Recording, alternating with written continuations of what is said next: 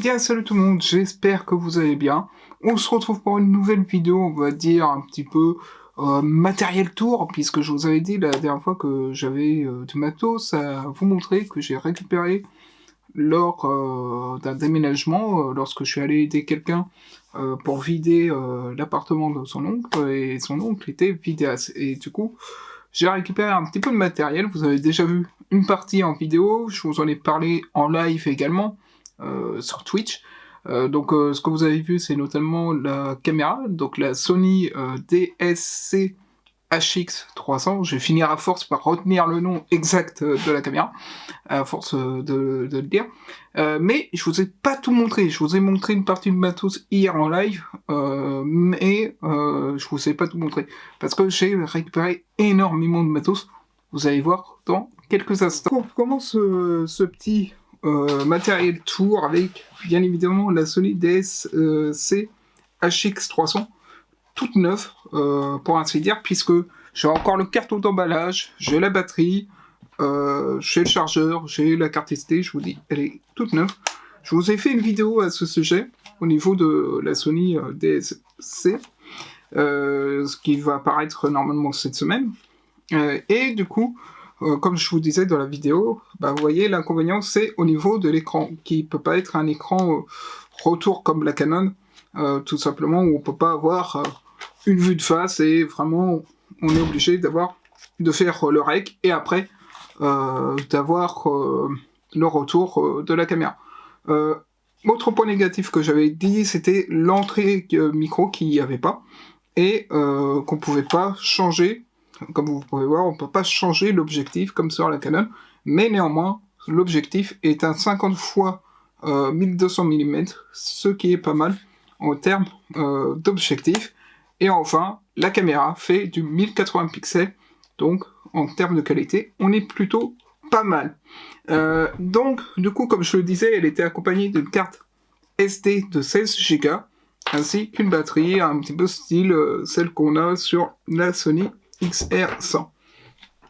Alors, si j'attrape derrière moi ce qu'il y a, on a un petit perche à selfie que j'ai récupéré également lors de ce déménagement, et vous allez voir, il est assez grand, pareil que la Sony, neuf pour ainsi dire, puisqu'il était dans son carton d'origine lorsque je l'ai récupéré. Donc vous voyez, là je l'ai déployé à fond, voilà. Il est assez grand, n'empêche. Et du coup, moi, je pensais qu'il se mettrait le bout de la caméra plutôt ici, mais a priori, la caméra se met plutôt à ce niveau-là, en fait, puisqu'on a le petit pas de vis à ce niveau. Donc, du coup, à tenir et à voir ce que l'on peut réaliser comme vidéo. Je l'utiliserai certainement pour le mettre avec la GoPro, mais néanmoins, ça fait toujours une perche à selfie d'économiser pour de futurs tournages. Alors, qu'est-ce qu'on a d'autre par la suite si j'attrape? Hop, petit trépied, voilà, également neuf, qui était dans son carton d'emballage. Donc il y a eu plein de choses comme ça que j'ai récupéré, qui étaient tout neuf pour ainsi dire. Alors c'est un trépied léger, donc c'est un Star 20, ça s'appelle. Il est pas très grand, mais néanmoins ce trépied, je pense que je l'utiliserai plus pour le studio, et notamment pour les vidéos productivité. Vous savez qu'à un moment donné, je mettais le trépied derrière l'écran d'ordinateur. Je pense que je vais utiliser celui-là dorénavant pour mettre derrière l'écran. Donc ça fait toujours un trépied utile, on va dire, pour les tournages. Alors, comme je vous disais tout à l'heure, on a un petit slider, enfin petit, hop, si j'arrive à le récupérer, parce qu'il est assez mastoc, voilà. Donc on a un petit slider ici, tac, voilà, un petit slider qui s'accroche, comme je vous disais, au plafond. On peut voir ici qu'on a le pas de vis pour l'accrocher au plafond, et donc du coup, on a la petite caméra qui va venir se placer ici dans le cadre, et après qu'on peut venir régler avec la petite roulette qu'il y a ici, comme vous pouvez voir, et donc du coup ça nous fait des vues un petit peu aériennes. Je pense qu'il y a moyen aussi de l'utiliser pour avoir des plans horizontaux, pardon. Donc on peut avoir des plans comme ça, je pense, pour les vidéos, ça serait pas mal. Malheureusement pour l'instant, j'arrive pas, je vois pas trop l'intérêt de l'utiliser. Donc pour l'instant, on va dire que je le laisse de côté. Deuxième trépied léger que j'ai récupéré. Bon, celui-là, je sais pas trop si je m'en servirai.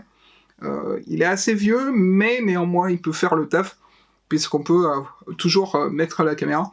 Il tient, c'est vraiment un trépied léger, hein, vous voyez, par rapport même à, on va dire, à ce Star 20. On a tout de suite la différence en termes de qualité, mais c'est toujours un trépied de fonctionnel. Donc peut-être soit le Star 20, soit celui-là que je mettrai derrière l'écran d'ordinateur. Alors, je vous ai parlé d'un trépied, un autre trépied encore, et celui-là. C'est un trépied un peu plus lourd, un peu plus grand également que celui que j'ai actuellement. Quand je dis plus grand, il me dépasse au moins de 2-3 têtes, on va dire, largement en termes de taille. Il fait un peu plus du coup de 1m75, il doit faire 1m80, 1m90 quand il est déplié en totalité. Donc c'est parfait, on va dire, pour les futurs tournages, par exemple, si j'ai des interviews à faire, ce genre de choses, ça peut être toujours utile à utiliser pour ces vidéos. Donc je pense que dorénavant, à la place du trépied que j'avais l'habitude d'utiliser, j'utiliserai tout simplement ce trépied-là pour les gros tournages. Donc voilà un petit peu le tour de la partie matériel vidéo que j'ai acquis. J'ai acquis également